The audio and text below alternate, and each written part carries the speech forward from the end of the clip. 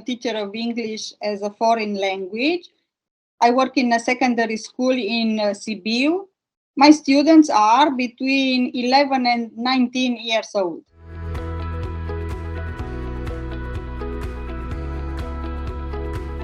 Students aged 13 worked on the topic of protecting wildlife for a week. That is 4 classes of 50 minutes each.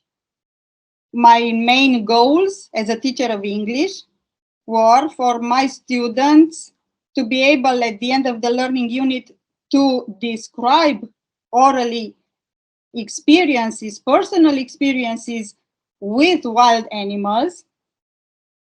Another goal was for them to write and rewrite short diary entries accurately.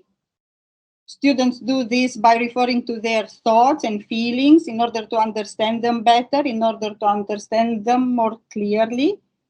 And last but not least, to articulate rules for protecting wild animals and their habitat.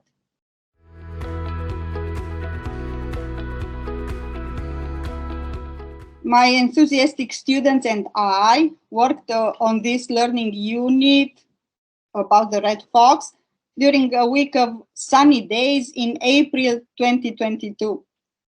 I followed the steps of the learning scenario to the letter. I made a few adjustments, but they were all due to schedule issues in my school. I know the students quite well, so I was able to address their interests and passions, and I encouraged them constantly.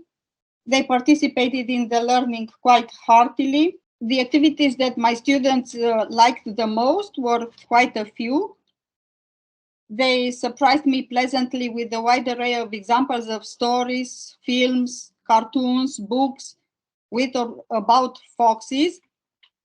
We put all the information in one spider graph on the blackboard. I came up with my very own examples. I told them about, for instance, Jean de La Fontaine's The Fox and the Grapes, Carlo Collodi's Pinocchio. I also told them about the fox in Antoine de Saint-Exupéry, The Little Prince. But they came up with a lot of other ideas, and the spider graph looked very pretty in the end. We wrote about a Ukrainian story called The Mitten, where the main character was a fox.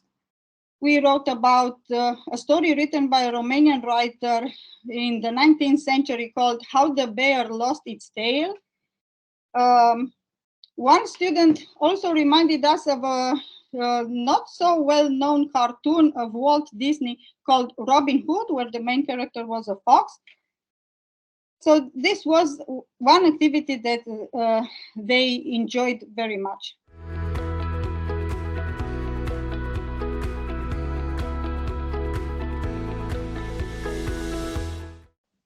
I think nowadays, my students learning being visual is a great asset because images and multimedia are the most powerful stimuli nowadays. The fact that their learning has become peer supported is also very important because students learn best with and from their peers.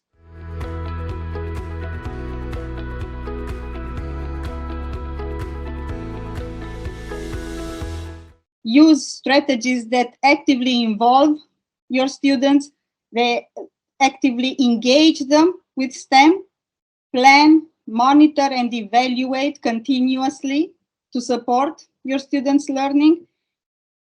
Let me tell you that I truly believe that nowadays, in this post-COVID era, many non-STEM teachers like you are actually doing just that, at least from time to time. So keep doing that. Success for your students in school and later in life will follow.